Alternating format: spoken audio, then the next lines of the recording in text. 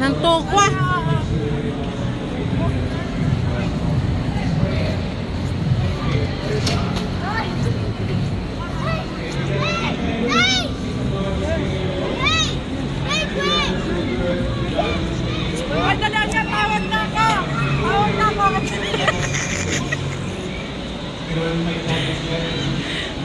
Ulit nga, Sam.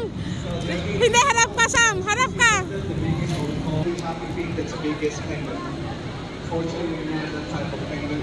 It needs much over. They're only -4, -6. Also, big space for the emperor. Yes, after breeding season, if you guys want to migrate my tone as well, migrate from Nakula. We have Arrow.